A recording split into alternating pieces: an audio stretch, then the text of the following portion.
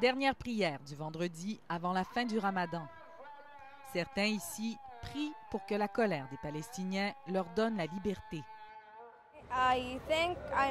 Je crois que ça fera naître quelque chose de beau, dit la jeune Amira.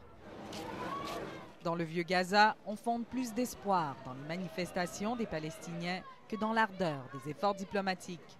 Un cessez-le-feu, on n'y croit pas tellement. On n'a jamais rien obtenu d'eux, dit Saleh, parlant des Israéliens. On ne peut pas leur faire confiance. La guerre continue. Elle continue de détruire, de réclamer des vies.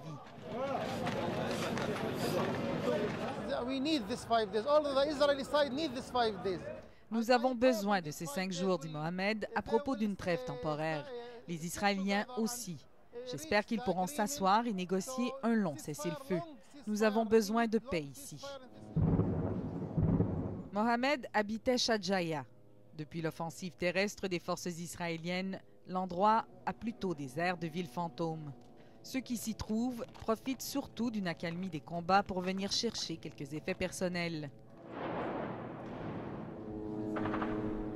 L'accalmie des combats dans Shadjaya est relative. Depuis notre arrivée, on entend le bourdonnement constant des drones au-dessus de nos têtes. Et pas très loin dans les rues avoisinantes, le son très clair des combats rapprochés, des tirs d'armes légères et d'armes lourdes. La famille El Hello a décidé, elle, d'y revenir quand même.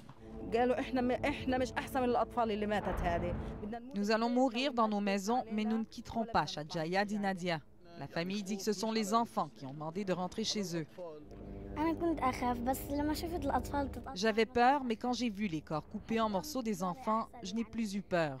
Je me dis que c'est mieux de mourir à la maison et de vivre dans la dignité, dit la petite Yousra, 10 ans.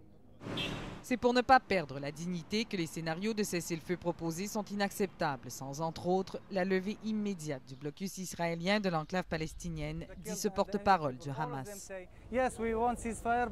Nous voulons un cessez-le-feu, mais un cessez-le-feu sans notre liberté, ce n'est pas possible. Nous ne l'accepterons pas. Nous n'avons rien à perdre. C'est le moment d'obtenir notre liberté. La liberté ou la mort, ce n'est peut-être pas le choix qu'avaient fait Anas et Saad Eskafi. Impossible de leur poser la question. Les jumeaux de 18 ans sont morts au même instant dans un bombardement israélien. 5 jours plus tard, on vient tout juste de retrouver leur corps. Ici Marie-Ève Bédard, Radio-Canada, Gaza.